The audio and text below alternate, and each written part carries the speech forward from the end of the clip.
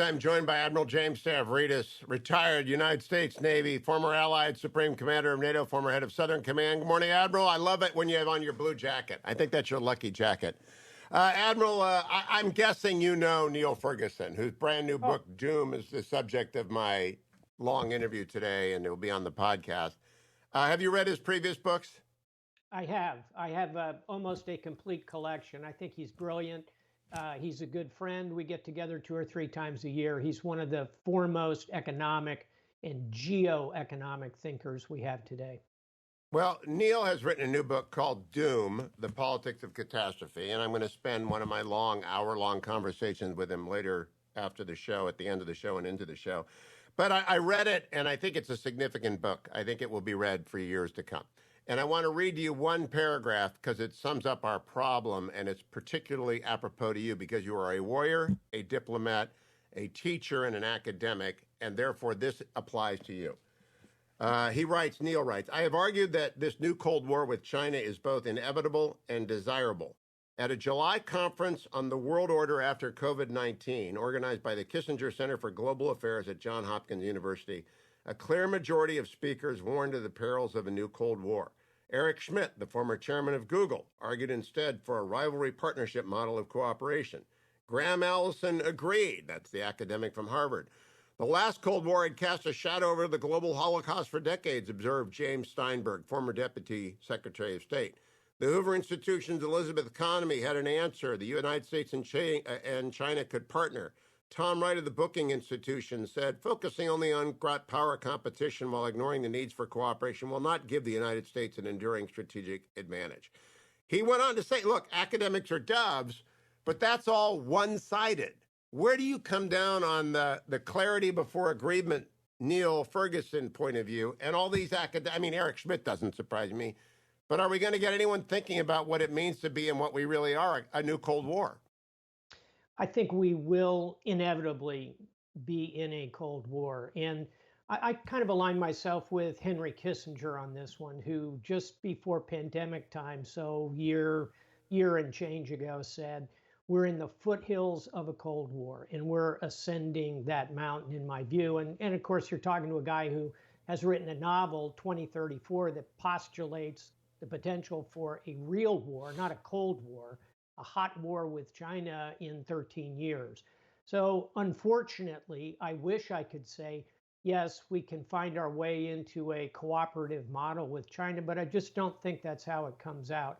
So I stand on this one with Henry Kissinger. I haven't read Neil's book yet. It's on my front table. Neil and I were just emailing about it yesterday, so I will dive into it.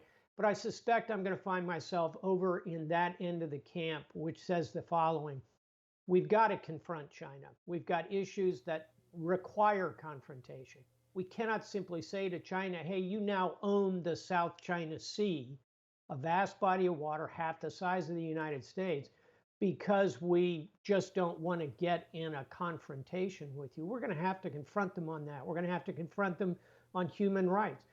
They're putting millions, it looks like hundreds of thousands, certainly, of Uyghurs, Muslims, into what look to my eye like concentration camps, etc. So it would be nice to say, well, we can work all this out, but I don't think so. We're going to have to confront China.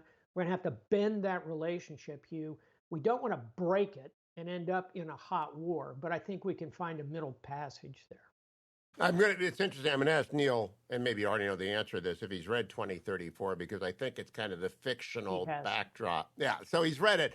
In the book, he makes it clear that he believes, he quotes the Kissinger foothills quote. He said, we're now into the dark forested part of the foothills. We're into it, exactly. And we're not getting out of it. The question is, though, the academic slant.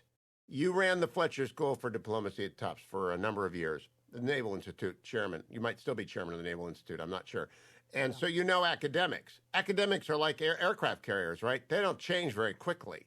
But I don't think, and I don't think the media is particularly nimble on this stuff. They're used to Trump bad, everybody else good, and Neil is actually fairly complimentary of Trump's China policy for confronting what you just said, the obvious externalities from China that impinge on us. Will the academic community catch up here anytime soon?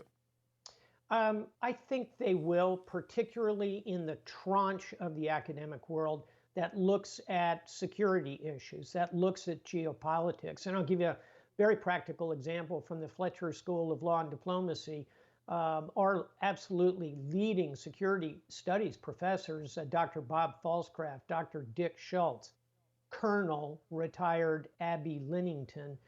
These are people who are, I don't want to say hawks, but they have a very clear-eyed view of where this is all going. And by the way, I'll be doing a book talk, 2034, for the Fletcher School and Tufts University this afternoon. So I will pose this exact question to them because I think it is a good one.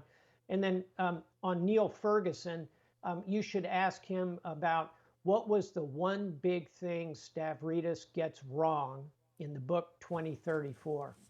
And I'll preview the answer. Just no one should ask a question as a journalist unless they have a pretty good idea what the answer is.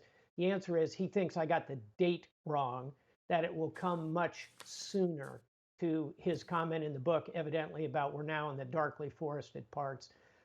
He wrote a column about all of this, the coming challenges with China, and the punchline of the column at the bottom is Admiral Stavridis has written a superb book about all this, but he gets one big thing wrong: the date. The date. Now, what's interesting, I have 17 pages of note. You know how I do a book interview. And so I have 17 pages of note. And so it's an absolutely engrossing book. However, he spends a lot of time talking about the sudden disintegration of empire. It happened to Russia in 1917. It happened to the Soviet Union in 1989. It happened to the Brits after World War II. It's happened through history. And he suggests frailty in networks that we do not see until it's upon us. Do you think the United States is there? I think we are in a position where if we don't kind of pop on the light and think coherently about what could happen, we'll end up as in 2034, no allies, as this book unfolds, no allies for the United States, behind China in technological ways, notably in cyber, in a very divided country where our political parties have fragmented. That's not where we want to be 15 years from now, but we could end up there. What we have to do to avoid it is address these divisions in our society. That's a domestic political conversation that you do very well on this show. But from my wheelhouse, we've got to maintain at least parity with China in things like artificial intelligence, cybersecurity, machine learning, STEM education. So yeah, we have real challenges. I think those are some of the networks and fragilities that Neil is talking about. And I can't wait to read the book, and then we can have a more fulsome conversation. What's interesting to me is whether or not we will get out of this Congress the SHIPYARD Act. Now, it was introduced in a bipartisan way, both our R&D in the Senate, R&D in the House, $35 billion to repair Navy and commercial shipyards. It should be higher, but at least it's a start. What would you make of that passing? Do you think that would show some seriousness? We're kind of where England was in 1932. Are you going to get serious or not? They didn't, and they almost lost it all as a result. Yeah, and I think we can be lulled a bit here in the United States by our history in that December 7th comes, 1941, Pearl Harbor ensues. The fleet is crushed in Pearl Harbor, yet 4 years later, we have 7,000 ships in the United States Navy, 4 years later. So we tend to have this mental model that says, oh, we have this massive industrial base. If we ever need to really ramp up, we could do it. Hey, newsflash, in the world of shipbuilding, ship repair, no, we don't have that. Disclosure, I'm on the board of a shipyard on the West Coast. So I know this space well, but I am going to say, even parking that affiliation, yeah, we need to get serious about shipbuilding because China today, as you know, Hugh, has more warships than the United States of America, and the trajectory as they construct them makes them look like the United States of 1941, an industrial base that can crank them out. I would say 35 billion is a down payment on what we need to be doing in terms of that. Don't park that affiliation, Admiral. Don't park that affiliation. Instead, use it for the benefit of the audience. If they drop $2 billion on your shipyard, what would you do with it? What would a shipyard do with that kind of money? We'd hire more talented people. We would construct better facilities. Let's face it, what's more infrastructure than shipyards? So we would build better graving facilities, better dry docks. We would have more technology built into our repair systems, would have a continuity of employment that would bring apprentices in, hold them, train them, keep them, retain them. One of the problems with the shipyard industry is it becomes episodic because the Navy goes on a building stage and then kind of stops for a few years. What happens to that high pressure welder? Well, she's going to go down to work at a refinery in Houston. You'll never get her back. And so all of those things, we could level that out in a talk about critical infrastructure for the United States of America. Again, I'm a retired admiral. I'm on the board of a shipyard. So I come at this with a particular viewpoint, but I think I can make those arguments coherently with anybody. And what about endowing the shipyards? Because I've talked to Mike Gallagher about this, Congressman on Armed Services.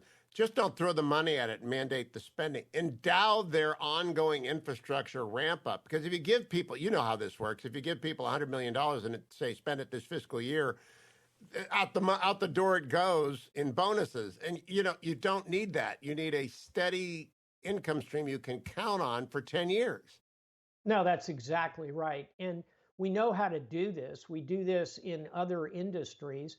And we need to, and I know you'll agree with this, we don't want to have a state takeover of the shipyard industry, broadly speaking, but there's a private-public aspect to this where we can feather in our Navy shipyards. We have Navy shipyards that are run by the government, and then we also have private shipyards, like the one on whose board I serve, and then we have yards that build ships and repair them, and we have some yards that just do repairs. So it's a very broad industry. It's a complicated issue, but I'm not sure I'd want to use the word endowment, which kind of implies parking money in an account and giving someone the interest from it. But I think what you mean is having a level set across the income streams, across the income, and yes, we can do that. Actually, I meant endowment, but we'll talk about it another time, Admiral, because I've used that model in the private sector so that you can maintain in health and human services spending, you can maintain a steady income. But we'll talk about that another time. 2034, Neil Ferguson, he'll give me his punchline again today.